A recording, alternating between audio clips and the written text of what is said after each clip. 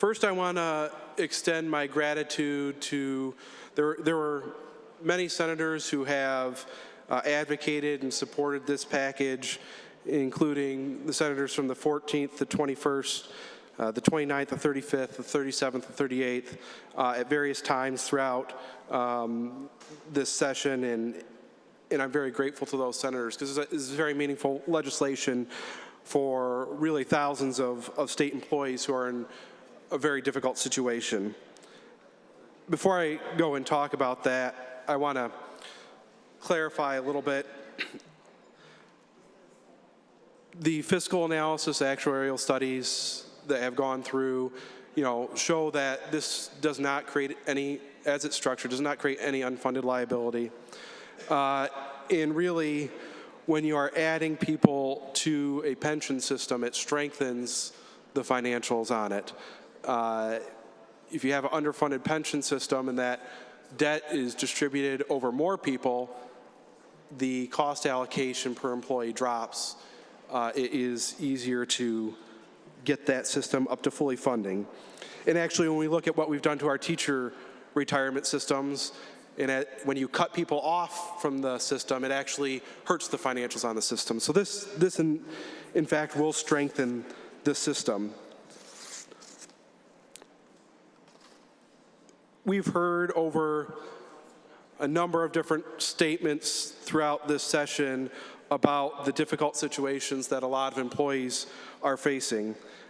And I think the senator from the 37th district spoke well about that already. But I'd like us to step back for a minute and put yourself in somebody's shoes.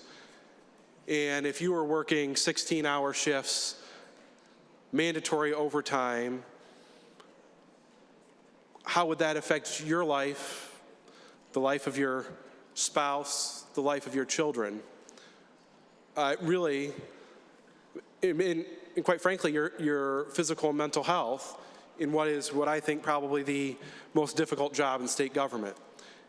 What we've asked from our corrections officers and others has really been unsustainable.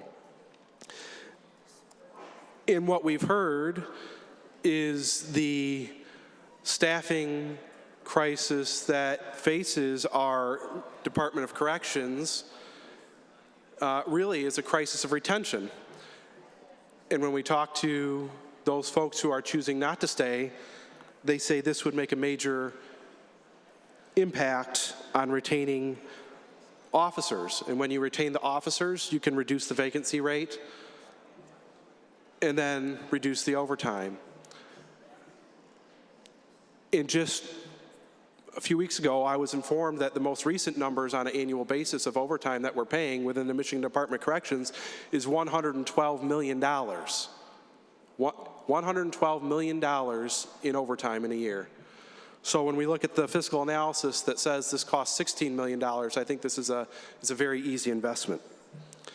In my remaining time, I also want to extend a thank you to a gentleman by the name of Michael Montgomery, who's a retired trainer from Michigan Department of Corrections. I had the pleasure of carpooling with for 2 years when I was in civil service, and who taught me a lot about the situation that's faced the Michigan Department of Corrections over the past 20, 30 years, who taught me about the Milliken Report, who taught me that it is unfortunately the case that the only time that we correct problems is after people have been hurt due to unrest within our prison system. That is not the situation that we want to face. That is not the situation. We should take proactive action. And the Milliken Report outlined a number of items that caused unrest, two of which, understaffing and lack of training.